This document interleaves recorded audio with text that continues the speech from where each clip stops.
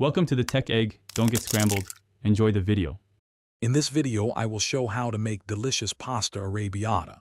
First, let's gather our essential ingredients. You'll need 1 pound of your favorite pasta, like pen, and 2 28-ounce cans of crushed tomatoes for that rich base.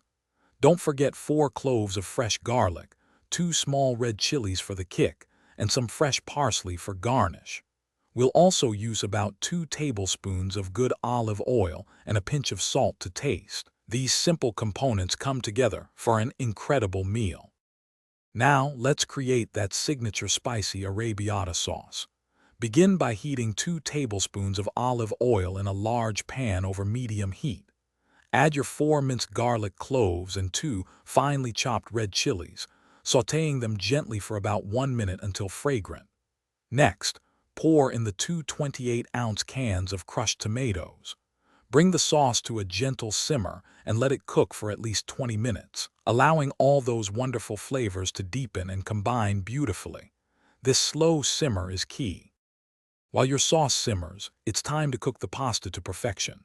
Fill a large pot with water, add a generous pinch of salt and bring it to a rolling boil. Add your 1 pound of pasta, stirring occasionally, and cook it until it's al dente, that's firm to the bite, not mushy. This usually takes about 8 to 10 minutes. Before draining, remember to reserve about 1 cup of that starchy pasta cooking water. It's a secret ingredient for a perfect sauce. With both components ready, it's time to bring everything together.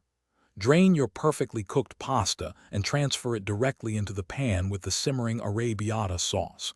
Toss everything together thoroughly, ensuring every strand is coated. If the sauce seems a little too thick, add a splash or 2 of that reserved pasta cooking water to achieve your desired consistency.